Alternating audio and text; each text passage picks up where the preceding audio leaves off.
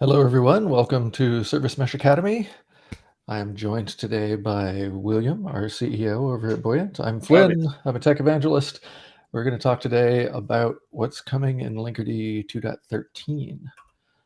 So, this is how you can reach us if you are trying to find us later. Flynn at buoyant.io, William at buoyant.io. Easiest way to reach me is on the community Slack as Flynn. Easiest way to reach William is actually Twitter at WM. We're You know what? Let's just move aside from the Twitter thing and go on. Today is going to be a little heavier on slides than is probably normal for a lot of the other Service Mesh Academies, a little bit lighter on the workshop. It turns out we have a fair amount of stuff to cover about 2.13, so we'll get right into that. William is going to do an overview of what's coming up in 2.13, and then we're going to go into a workshop on dynamic request routing. If you are going to follow along for the workshop, which we think is much more fun than merely watching the workshop, you will need a Kubernetes cluster. I'm going to be using K3D. It doesn't really matter. You'll need the kubectl CLI, the Linkerd CLI. The demo as scripted uses the bat command. You could get away with less if you don't want to install that. And the workshop source, as always, or as almost always, is in the Service Mesh Academy repo in the sneak peek 213 directory. And with that, we cannot go into the demo yet. First, we have to talk about Linkerd Day. Do we want to talk about the workshop channel real quick? We probably should, actually. If you are on the Linkerd Slack, please join the workshops channel. That is a great place to ask questions and to get whatever information sorted out that you need. Many of us tend to be there even when there's not a Service Mesh Academy running, so it's a great place in general to find us.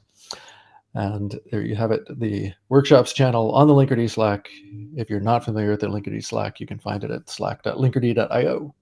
I didn't even know we had a banner like this. That's really fancy. Hey, we got the cool stuff with the shiny new video streaming technology, right? Oh, I'm impressed.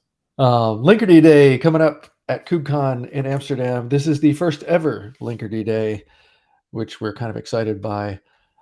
We have a bunch of really interesting talks that are happening there. We're very proud of the fact that this is the only co-located KubeCon event that is 100% end user talks. There are no vendor talks here. And we would be delighted if y'all are able to join us if you're going to be there in Amsterdam. So with that, I'm going to hand this over to William to do an overview of what's coming in 2.13. All right, I'm going to do my best. And I don't know if you noticed in that Linkerd Day slide, but there are some cool companies that are using Linkerd that are going to be talking. There are. Yeah, if you're going to KubeCon, please join us there. I'll be there. Flynn will be there. A bunch of other Linkerd nerds will be there. And we're lonely, and we need you to talk to us. We need human contact because we need to get into that. All right. Okay. So Linkerd 2.13, this is going to be a big release for us. I'm going to talk about a bunch of stuff. The two kind of real headline features are what we're calling dynamic request routing and circuit breaking. And we'll talk about those in depth. And I think when we do the workshop section, when Flynn does the workshop section, we're going to be focusing really heavily on dynamic request routing, which is what's available already in the latest Edge. Circuit breaking we'll talk about, but it's not in an Edge release yet. We're also going to be introducing FIPS support. So for those of you who are using Linkerd in situations where you're trying to run it for the federal government or for anyone else who cares about that kind of thing, we'll be shipping a 2.13 that has FIPS support, and I'll talk a little bit about that. We've got some really cool stuff coming up with Buoyant Cloud that I'll mention. And we have an Azure Marketplace offering, which I don't think I actually ended up putting slides in because there's really not much to say other than, hey, if you're using Azure, we've got a Marketplace offering, which can make some of the stuff easier for you. But if you're not, then probably not that relevant. And the big question on everyone's mind is, when will 2.13 be ready? I'm expecting somewhere between the end of March and the first week of April. So we're probably 2 to 3 weeks out now. There's some question marks in there, some asterisks, some things we still have to figure out. But if everyone in the Linkerd community could just pedal a little faster, and you should be able to get up the hill. So it's getting pretty close. We'll be there soon. Seeing the Edge release was actually pretty cool. So Yeah, and that's right. And once these big features start, landing in Edge releases, that's when shit's about to get real. Stuff is about to get real. Okay, so let's dive into some of these features. Let's start with my favorite, although I guess Dan Williams is really excited about circuit breaking judging from the Workshops channel. Dominic asks if we're going to have a 2.13 celebration at KubeCon. Yes, we're going to have a massive celebration. It's BYOB. So just come to the find us at the up by the Linkerd booth, and right. we'll celebrate. Yeah, and bring a beer and we'll party. Okay, so let's talk about dynamic request routing. So the goal of this feature is I want to have full control over the requests in my cluster. So let's start with what's available today in 2.12 and in a bunch of earlier releases. The way that you did any kind of request routing, I mean, typically, this is technically all dynamic request routing. Was you would use traffic splits, right? That's something that originally were part of the core Linkerd. We ended up moving them into the SMI extension at some point, right? And that's kind of your primary tool today. And what they give you is coarse-grained routing behavior. So it is dynamic, right? You can update these traffic splits on the fly. But basically, you have kind of two things you can tweak. You can tweak the service name where the traffic actually is going to land, and then you can tweak what percentage of traffic to split. So that's pretty powerful. And you can do things like the two common cases we see are progressive delivery and multi-cluster. So progressive delivery, you could use a tool like Flagger, and you can say, okay, I'm launching a new service, foo-new. So rather than just flipping all the pods over there, I want you to route 1% of traffic to this new service. Let's monitor its health. If it looks good, let's increase it. Okay, now 2%, now 10%. Okay, now we're at 100%, and we can delete the original foo implementation. So super cool. All that you need is percentage and name. The other big use case for traffic splits is for multi-cluster. So when you create a multi-cluster kind of mirrored service is what we call it, it gets a name like foo-west.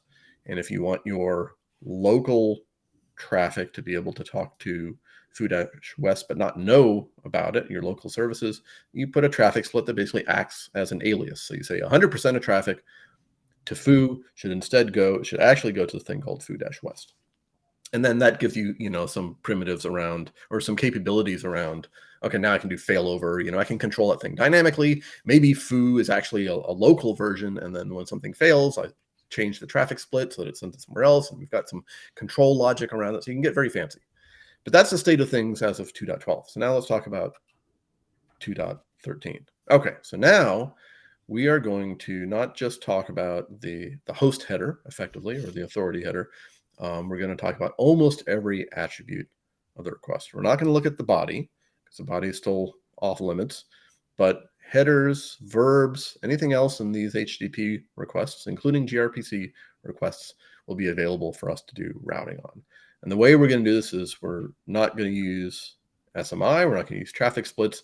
We're going to use the good old HTTP route object that you are probably familiar with if you've done anything with authorization policy in 2.12 or later. We're going to use that thing as the kind of core configuration primitive. And that's a very powerful, very expressive, very complicated in a lot of ways tool that Flynn is probably a little too familiar with at this point as our representative in a lot of the gateway API conversations. But this is going to be our core tool, not just for authorization policy, but for doing this kind of fine-grained dynamic request routing. And this means we can now do stuff where we route traffic based on any of those components. You can pull out portions of the path. You can get very sophisticated. So that gives us the ability to do things like sticky sessions. It gives us the ability to do things like per user canaries. So instead of saying 1% of traffic comes over here, we can say, hey, every user ID that starts with a 1 or ends with a 1 comes over here, right? We can do sharding across regions. We can do anything we want. Now, there's some nuances in here. There's some asterisks in here. And as you go through the demo portion, I think you'll get a sense for, what you can do and what you can't. You can't really do real computation in here. So you can't say, okay, take this path component out and then like add 7 to it and then look it up in this hash table and then, blah, blah, blah, right? HTTP route is basically a set of matching rules. But that kind of computation, if that's what you want, you can put that in your application, right? And then have it emit as a header, and then you can build your routing based on the header. So, very flexible, very powerful, but not like arbitrary computation. Does that jive with you so far, Flynn? So far, so good. All right. You want to take us through this very boring example, which is It's kind of boring. Yeah. So this is a simple example of what a route would actually look like to do a canary deployment. And we'll see a little bit more about this in the demo. But the main points here are the main things to be aware of really are this is in, you need to be careful with the namespace. In general, the route needs to be in the namespace as the services it's modifying. You need to be careful to match up the port numbers with the ones that are defined in the service resource, but then you get to do things like say, so traffic coming into my color service, I want you to split it 50-50 between the pods belonging to the color service and the pods belonging to the color 2 service. So this would be a really simple 50-50 split between two different versions of hopefully the same service. Simple. So this is something you can do with the traffic split today, is that right? That is correct. Okay, so this is like porting that to HTTP route. Okay. The kind of header-based match that William was talking about a second ago that we might use for an A/B test, for example, you keep the same object, but you throw in this HTTP route matches object. So this particular one will be, if you see a header with the name x-faces-user, and this is all case normalized, so you don't have to worry about that, and it has the exact value of test user, then route that to the pods that belong to the Smiley 2 service.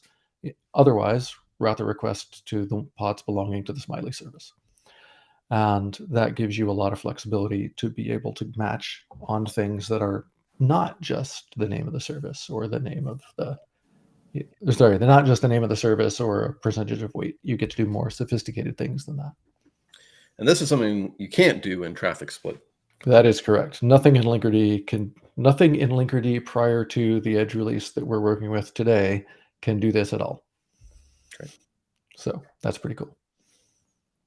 All right. Yeah. So some notes on the gateway API. I mean, Flynn really is the expert here. I'm just going to be the person who likes to talk.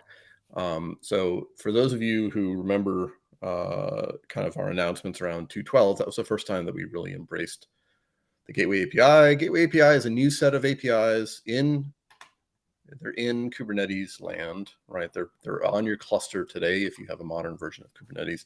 And they were kind of designed as a replacement for the Ingress API, which was kind of this perennial, portal, unloved portion of Kubernetes that was never sufficient for actually doing Ingress. So, at some point, smart folks sat down and said, okay, let's build an actual API that can actually handle the full intricacies of Ingress. And the design was pretty good. It was so good that actually a lot of it makes sense for the service mesh too. There's this ongoing project called the Gamma Initiative, which sounds, very forbidding, but really it's just like Flynn and some of his friends, trying to adapt this to the service mesh use case kind of like more directly, but it's pretty close, right? It's pretty close. And in 2.12, we kind of embraced that, as I said, for authorization policy. Here, we're using it for for fine-grained routing. It all solves this really thorny problem for Linkerd, which is how do we allow you to express like arbitrary classes of HTTP traffic, right? Because that's kind of like that's what we need to do for a lot of features, right? So it's powerful, it's flexible, it already lives on your cluster. We actually are doing something a little naughty, which is we're making a copy of that CRD into Linkerd space for like long boring reasons that are not worth getting into, but in the long run we'll use the core resource. I expect all of this stuff to deprecate SMI in the long run. I also expect this new approach to deprecate service policies in the long run, but they're not deprecated in 2.13, and they're gonna these two ways of doing things are gonna kind of live together for at least one more version. There's a question from Nicholas in the live chat here. Yeah, can you do canaries by content of the cookies header? Yes. Yep. You can match the contents within there.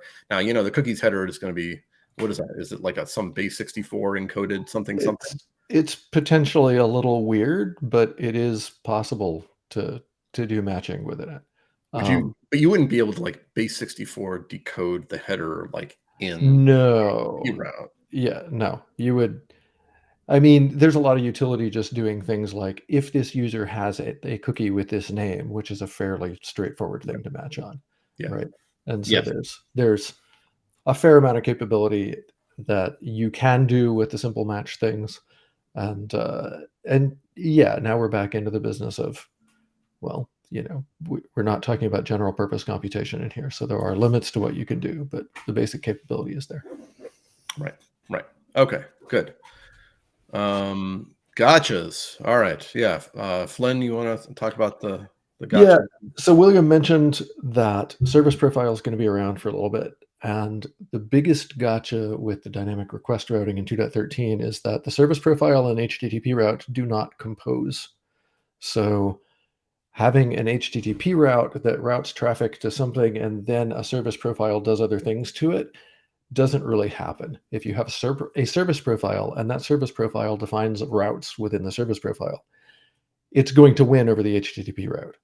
And this will be the case for the foreseeable future. The plan is, rather than doing all the complex work of making them compose, the plan is to arrange it so that HTTP route can just do all the things that service profile gets to do, and then you don't need to have service profiles for that.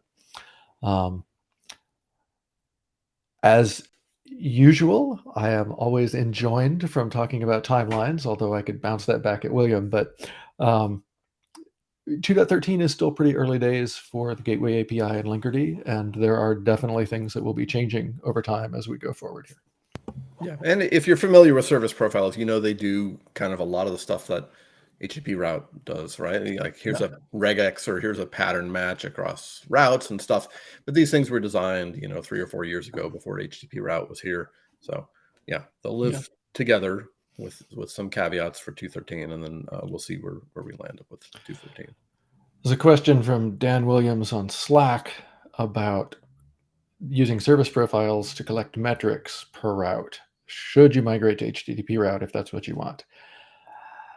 Kind of hate to say it, but probably not in 2.13. There's a lot of metrics work that is still on the horizon for HTTP routes, and I do not know if we currently think that's going to make it into 2.13 or if there's some concern about it not making 2.13. So I'd say hold off for now, keep an eye on that. Yeah, that's a really good question. Yeah. Actually, I have one more point I want to make here before. Is this the end of the dynamic request routing stuff? Are we going? I believe it is. Can we go back to like one of the examples? Because here's something that I had to wrap my head around a little bit, which is this policy that we're describing as routing policy. We're describing it in the context of kind of a destination, right? Like we're describing it in the context of this smiley service or in the context of this color service. I decided to back up to color just to get the header matching thing off the screen, right?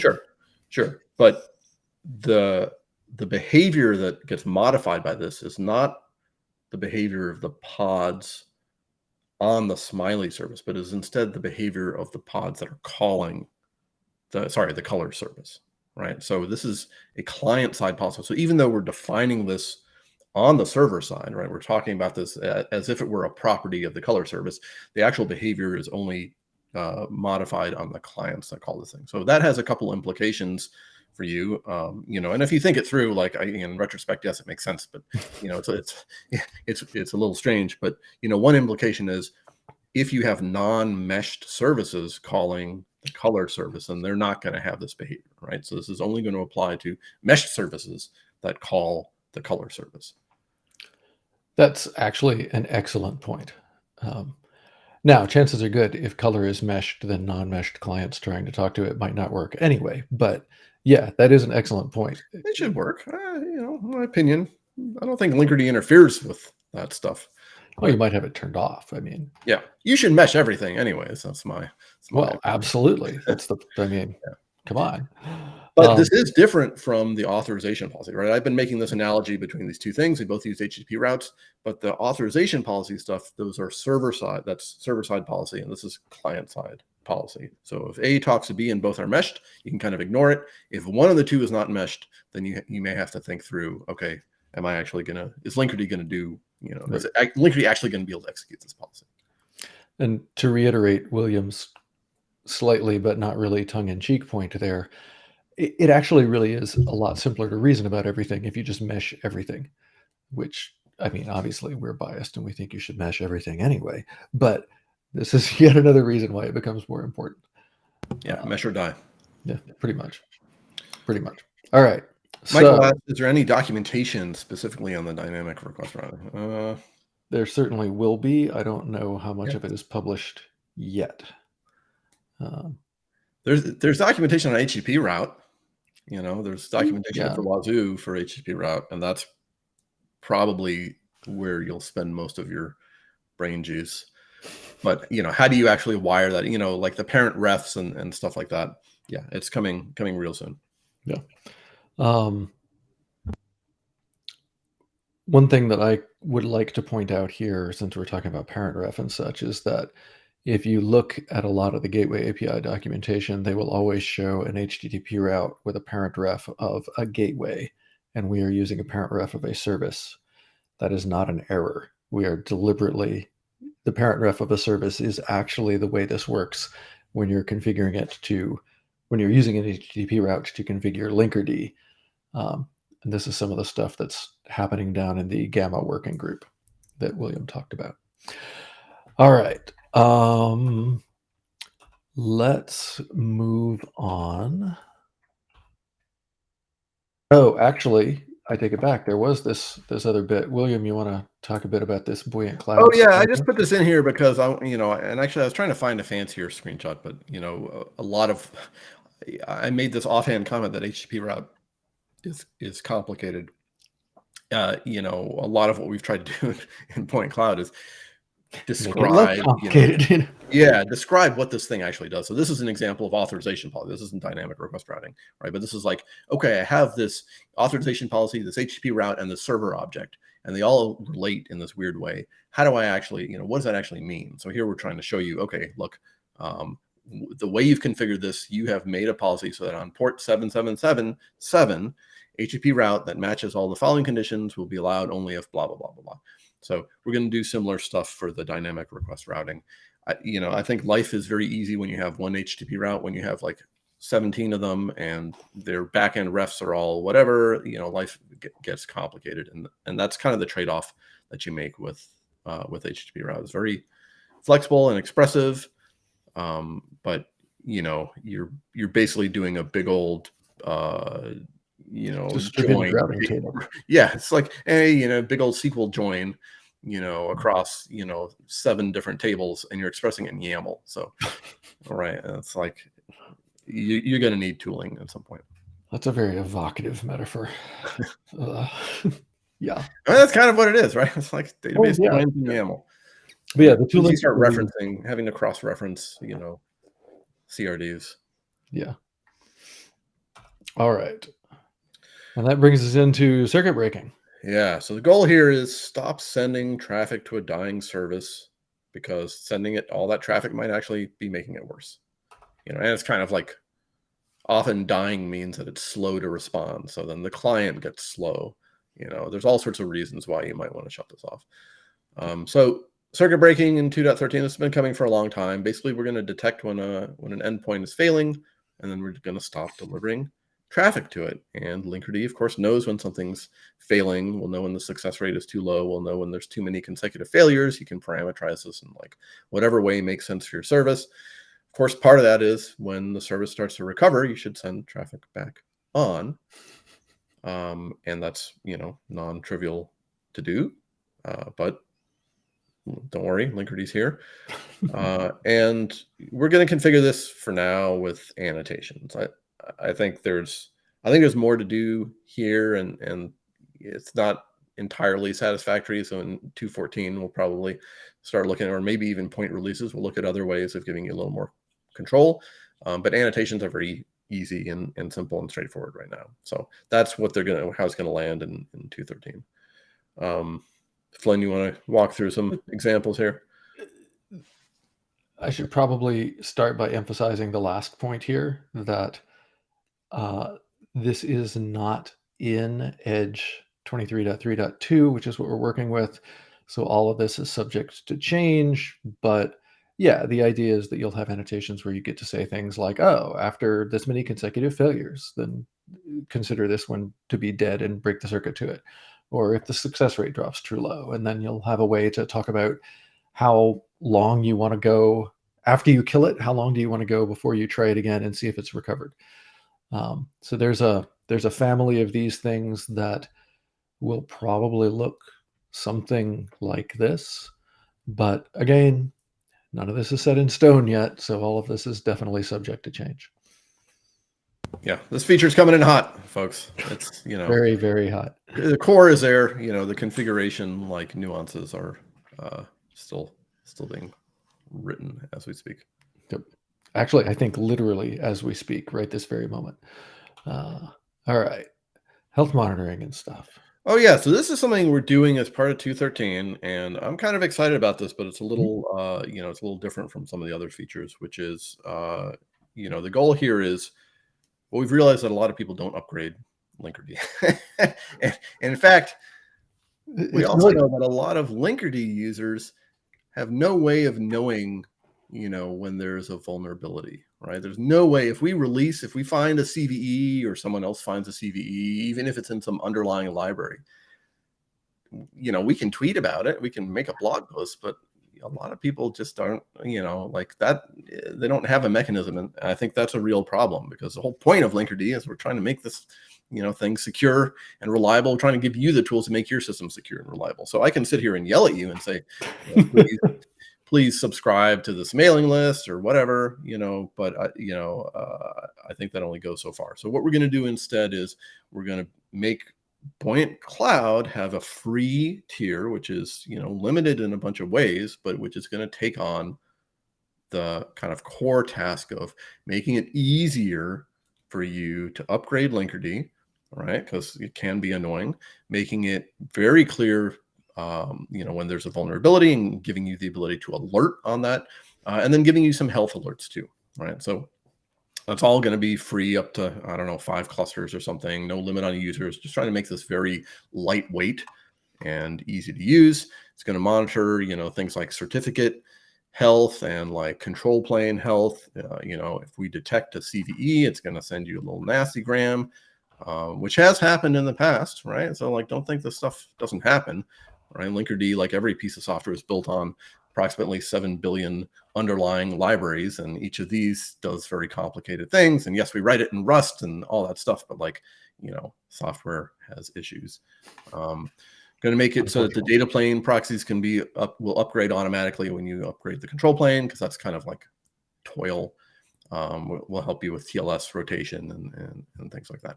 So really excited about that. Up until now, except in the very early days, Buoyant Cloud has been like a paid only product. So we're going to make this free tier that I think will be really useful for you. And I encourage you to do this. I think this is going to be an important part of operating software. If you care about security, if you care about reliability, you need a system to help you, make sure you're up to date and to notify you if something happens. It actually is pretty cool to go and play with Buoyant Cloud after getting used to Linkerd Viz. There's some really cool stuff in Cloud, all told. Yeah, but you're not going to have access to it in the free tier. Sorry. Well, it's still cool to go and look at it. Yes, it is. Yeah. And its ability to get rid of some of the toil in particular is a really nice thing. If any of you have tried to keep a Linkerd cluster happy and healthy for the long time, or for the long term, there's it's actually kind of terrifying to look at how old some of the Linkerd installations in the world are. So please go and upgrade, people. It'll make us all feel better. Oh yeah, and there we go. I totally forgot the screenshot was here. Oh, So yeah, just to give you a little visual. I was gonna do a demo, but, like, it's not really that we get 90% of that from the screenshot. So, automated data plane upgrades, great. We'll give you some kind of basic visibility across all of your clusters of what Linkerd is doing, health monitoring, and then you can hook this up to Slack or to email, and just get alerts, if there's something that you need to look at ahead of time, like, oh, your TLS certificate's going to expire in 30 days, or, hey, there's a proxy that is like, continually ooming, or, even basic stuff like that. So yeah. we want to make it very easy for you to run Linkerd and feel safe about it. FIPS. Okay. Yeah. Now, all right. So if you need to run Linkerd for the U.S. government, this will be interesting to you. If not, then it won't be. What is FIPS? It's a compliance thing. My opinion is that it's worse for security because it restricts the crypto, like, libraries and algorithms and things that you have to use. And, like, these things got written down in some government document a long time ago. And what Linkerd does today in open source, I think, is significantly better than we have to do to make it FIPS compatible. But sometimes, you're selling stuff to the government, and the government says you can't do this unless you obey our rules. So we have a commercial offering which has got a FIPS version of Linkerd, and I would encourage you not to use it unless you have to satisfy these compliance rules, in which case you have to use it. And that's really all there is to say about that. Just in case anybody was curious, if there was ever a time where William would recommend you not use Linkerd, you heard it here first, right? Don't use the FIPS build unless You you should need use it for Linkerd. compliance. It's just, yeah. All right. Anything else you wanted to throw in about 2.13 before we start talking about the workshop and demo? I don't think so. We're going to write this all up in a big old announcement blog post. And like I said, we'll all be at KubeCon. We'll be at Linkerd Day. We'll be on the Slack. So, just hit us up, and, let's deploy a beautiful service mesh together. Sounds good. All right.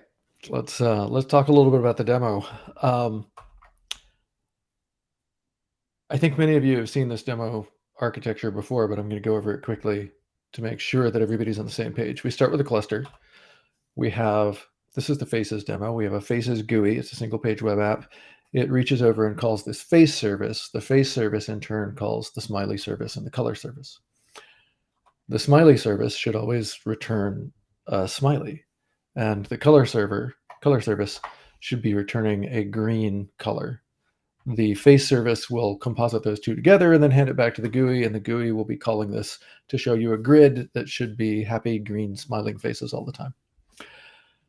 We also have the smiley2 service, which returns a smiley with heart eyes, and the color2 service, which returns blue instead of green, but nothing is talking to them in the beginning. We have an Ingress controller. We're using Emissary. Which one we use is totally irrelevant for this demo. And we are, of course, using Linkerd to mediate all the communications between all of these workloads in our cluster. And with that, it is time to find out if the demo gods are going to smile upon us. So everybody keep your fingers crossed. We need to start off using the current Edge release of Linkerd, since this is not out in the stable 2.13.0 has not yet been released, but Edge 23.3.2 has been released, and it has all the cool stuff we want to play with here. So we're going to start by installing that Edge, and then we can make sure that our cluster is okay to install Linkerd and everything looks good. None of this install process has changed since Linkerd 2.12. You install the CRDs first. You then go through and install Linkerd proper, and then we'll use Linkerd check to make sure that everything is really going to be happy. And William, while you're doing this with your camera off, I'm going to... Actually, you know what? I'll just let William stay there with his camera off.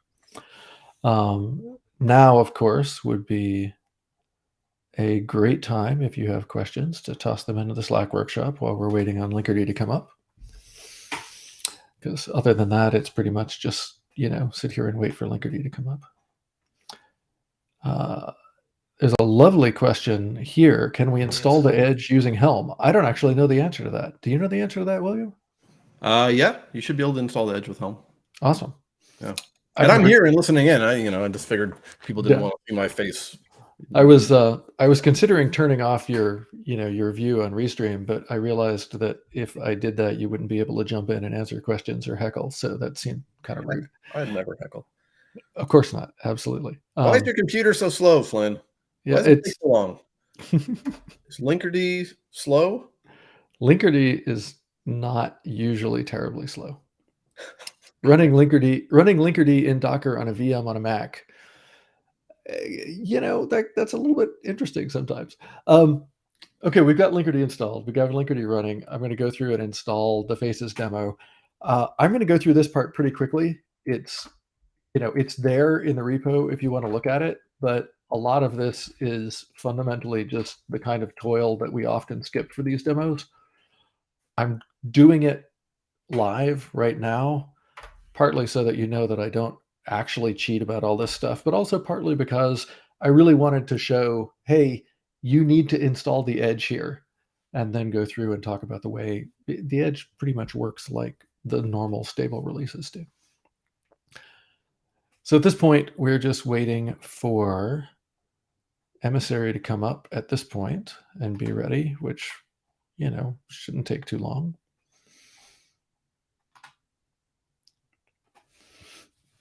Why is Emissary so slow?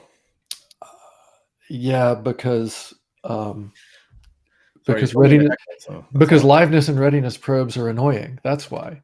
All right, so that bit with adding some emissary mappings is about giving us access to get into the cluster at all. And now we're going to go through and install the Faces demo itself, which we will do by running inject and piping that into kubectl apply so that the Faces demo comes up inside Linkerd from the get-go. And we also have some mappings to give us access to specific things within Faces. So I'm going to wait for the Faces demo to start running. William's next question is going to be, why is the Faces demo so slow? Why is Kubernetes so slow? Why is Kubernetes so slow? Why is all of this? Why are computers so terrible? Yeah, they're less terrible than they used to be, I think. Or maybe they're just terrible more quickly than they used to be. I think the hardware's gotten a lot better and the software's gotten a lot worse.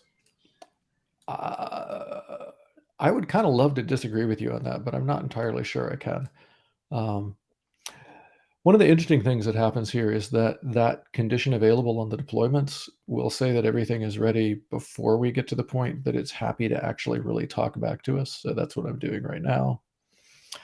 But I'm going to call this good. And we're going to go on. All right. At this point, we want not one, but two web browsers to show the Faces GUI. One of them is going to be completely normal, and the other one is going to set the X Faces user header to the value test user, like we showed earlier in there. And in fact, here are our two browsers, and we can see that this one says user unknown, meaning it's not sending any X Faces user at all. And this one is in fact sending the test user value. I don't know how easy it is to read those, but that's what they say. And you'll notice that both of these right now are showing exactly the same thing. They're just, showing a lot of green smiley faces, which is good. So I should also probably point out that the Faces demo application is deliberately designed to be kind of horrible. So it's possibly going to crash and restart in the middle, and that's how you know we're doing it live. Canary routing. We talked about this earlier, where we talked about how we can take this traffic going to the color service and we can split it. So 90% of it we're going to send to the pods that belong to the original color service. And the other 10% we're going to send over to the color pods belonging to the color 2 service. And remember that color is going to hand back green, color 2 is going to hand back blue. So if this works, we should immediately see some of these smiley faces show up on blue backgrounds instead of green backgrounds. Other things that are relevant, we mentioned this before, but just to reiterate, this HTTP route is going into the Faces namespace because that's where all the stuff for the Faces demo lives. And these are all saying port 80 because port 80 is what's defined in the service resource for the color service and the color 2 service. It is important that you get that stuff matched up correctly so as to avoid confusing pretty much everything. So let's go ahead and apply that. And we should immediately start seeing some blue. I will leave it to the interested reader to determine how many blue faces we should see out of 16 fields if we're doing a 10% blue split. But that looks kind of, on the order of what I would expect. And if you look at this, going back to the demo architecture, what we're changing here is we're basically just adding another line so that now sometimes when face goes to talk to the color service, it's actually going to get the color 2 service. The other interesting thing here is, let me point out, a lot of the time when you talk about canary deployments, people are always talking about it happening at the Ingress controller. In this case, we're doing this down in the call graph, far away from where the Ingress controller can have any impact at all. This is all happening in the service mesh, and it's all happening without making any changes to the application at all. All right. The next thing we can do over here is we can actually edit this resource on the fly. So instead of doing a 90-10 split, we can do a 50-50 split. It's not actually important that these numbers add up to any particular value for the record. I tend to like them to add up to 100 because it makes it easier for me to reason about things when I glance at it. But we could have done 5 and 5 or 1 and 1 or whatever. So if we write that out, now suddenly we should be getting about half of these on blue backgrounds. And again, you saw how long that took after applying the thing. It happens basically immediately because the mesh instantly changes what's happening under the hood. Another thing that's a little bit interesting about this is we can actually change the weight to 0 and cause none of these to get green backgrounds. Now everybody is going to get blue backgrounds. We could also have done that just by deleting that backend ref entirely. But the cool thing about being able to set the weight to 0 is that it's much, much easier to use patch operations to alter the weight than it is to delete and re-add backend refs. And so if you're thinking about, oh, how can I automate this sort of rollout using tools that are only available in Linkerd, well, there you go. All you really have to do is change the weight in an HTTP route, and it's done. Okay, let's see if there are any questions about Canary stuff here before we go on to the A/B test thing. Is the percentage determined per client, as in 10% of connections go to color 2 is per client or across clients? First off, it's 10% of requests, not connections, which is important, especially when you're using things like HTTP2 and gRPC, both of which multiplex multiple requests over the same connection stream. And broadly speaking, it's 10. Each of the Linkerd proxies will be making that determination. So it's across all of the clients that are connecting to that. What's the right way for me to phrase this one?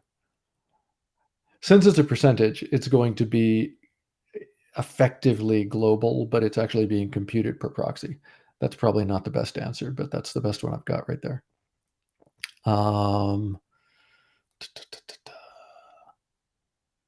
There's also a question about node ports and Ingress controllers. I am going to come back to that towards the end rather than addressing that right now. Okay. So let's go on and take a look at A/B routing for a second as well. This is kind of the second really straightforward type of dynamic request routing we can do. And we talked about this before, where we were going to use the XFaces user header as a match so that we could switch traffic depending on whether that header was present or not. And we have one browser window where it is present and one browser window where it's not. So what we're going to do now is talk about an A/B test where we want test users to get hard-eyed smileys instead of normal smileys. And right now, you can see that both of our browsers are showing the same thing, but we can talk about using an HTTP route on the smiley service so that if we see a match so that the XFaces user header has the exact value test user, it will get routed to pods belonging to the Smiley 2 service. If not, the default case, it will go to pods belonging to the Smiley service. So we can apply that And as soon as we apply that, the back window should immediately start getting hard-eyed smileys. Again, no changes here to the application. We just are changing where that traffic is going based on whether there's a header there. Again, the smiley service, Amazing. and again, the smiley service is down below the Ingress's level. The Ingress, trying to do an A/B test with the Ingress would not work here. There is the important caveat that for this to work, Linkerd has to see the header. So the services need to pass that header on through. This is a pretty common sort of thing, pretty common sort of requirement as you're trying to do A/B testing in any sort of rich way. It's not usually that big a deal, but it is something to be aware of. All right. Yeah, same. It's the same issue with like distributed tracing and everything else. You're going to have to propagate these headers to do. If you want these features Yeah. 6 layers deep in the call stack, you got to propagate the headers, and depending on how you've written the application, it's either really easy or really hard. Yeah. So hopefully it's really easy. But yeah, it's an important thing. If you want to be working with information, then that information has to be available. William actually said something about this very early on that I wanted to point out as well, which is that you do get to do things like if you need to do special computation and such, you do have the option of having the bit of your application that cares can do the computation and then inject headers into its requests going downward so that you can use simple selection mechanisms at the dynamic routing and get very, very complex things to happen.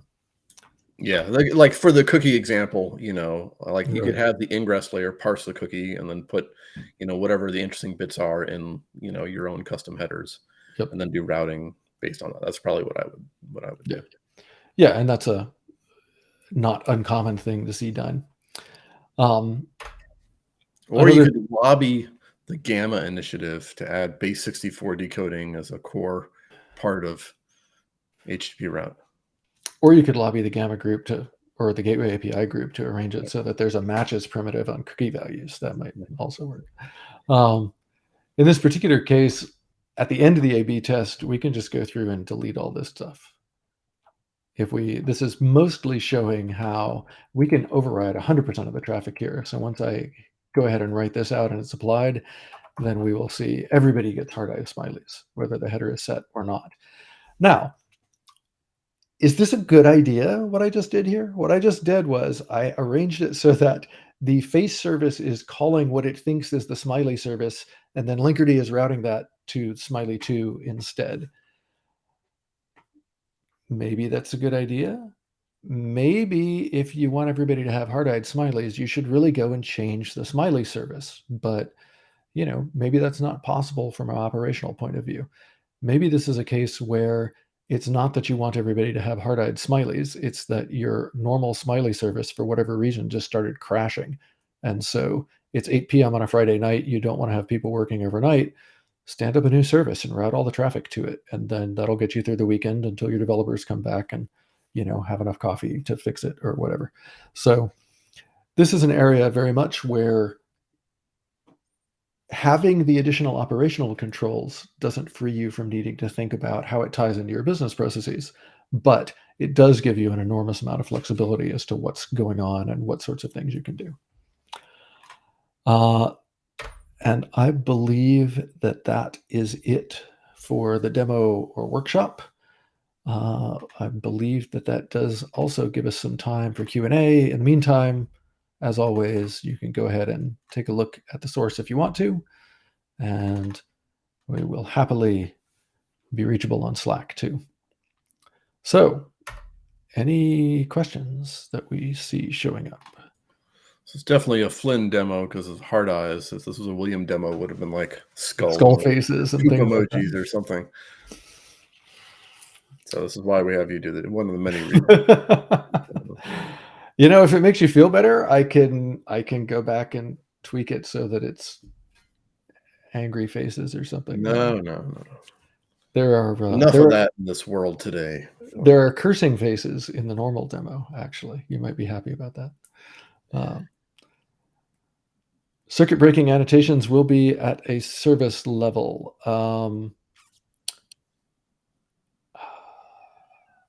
I actually am going to hope that one of the engineers answers that one, because I can't remember if it's done at services or if it's done on deployments right now, which makes me very embarrassed. Oh, good. Alex answered. Let's see. Alex believes they're at the service level, so we will assume that Alex is correct and I am not. But She's normally correct. normally she is, yes. We're not going to do Service Mesh Academy in April because of KubeCon. The May Service Mesh Academy is going to be a much deeper dive into circuit breaking and dynamic request routing and things like that. Well, so then, Dan Williams has an interesting question. Can we do this for egress traffic? Would it work? Would circuit breaking then work if you made a external service or whatever for external name for some external endpoint? Does that question even make sense? The question makes sense. I don't know the answer, but Dan, we can find out the answer. The question definitely makes sense, actually. I think we might have to do something. I think we might have to do something like, the way we deal with mirror services or something, but I don't know. We'll have to look into that. So yeah, Dan, we'll look into that. Yeah. While we see if there are other questions, I'm going to skip ahead on a couple of things as well. So in May, so you said April we're skipping because of KubeCon. In May, we're going to kind of revisit this content, but at that point the release will be out. A lot of these questions will be very concrete, yeah, and we'll go into some of the real deep, gory details. Today was kind of like the whirlwind preview. overview. Yeah. While we're waiting to see if there are more questions, I definitely want to call everybody's attention to Kube Crash, March 29th and 30th. It's virtual, it's free. We've got a bunch of cool talks that are happening there. March 29th is Zero Trust Day, and March 30th is Innovation Day. If you go to kubecrash.io, you can register, you can look at the schedule, you can do all your Kube Crashy sorts of things there. I'm kind of looking forward to that. There's a bunch of cool stuff there. And it's not Linkerd specific, but there's some Linkerd stuff in there, and it's like people in the cloud native space talking about how they use their open source projects. Lots of non-Linkerd stuff in there, actually, and lots of Linkerd stuff too. Plus super evil megacorp. Which, I mean, how can you turn down super evil megacorp? Well, we should have named Buoyant. William talked about Buoyant Cloud. We should probably update this slide with the free tier coming out. But yeah, that's now, right. You can go to buoyant.io/demo and get a demo of it, and we will, in the big honking announcement blog post that is getting put together, we will have information on how you can go over and take a look at the free tier. What else? Service Mesh Academy, May 18th. Circuit breakers and dynamic request routing deep dive. Some of that is going to end up looking a lot like this workshop did, but there will be a lot more corner cases that get explored and a lot more stuff going on in there. And also, as we mentioned, we'll be doing that with 2.13 stable rather than with the Edge release. Better answers all around. Yeah, better answers all around. Okay, I am not seeing any other questions at the moment. If people do have things that they want to come up with or that they end up wondering about after this, once again, this is how you can reach me or William, or you can just show up in the workshop channel on Slack and ask your questions, and that always works. Anything else you wanted to add there, William? The only thing I'll say is mesh or die. Pretty much. All right. Thanks much, everybody. We're going to go ahead and drop this one off. We'll be back in May. Hope to see y'all at KubeCon. Thanks, folks. And at Kube Crash. Thank you.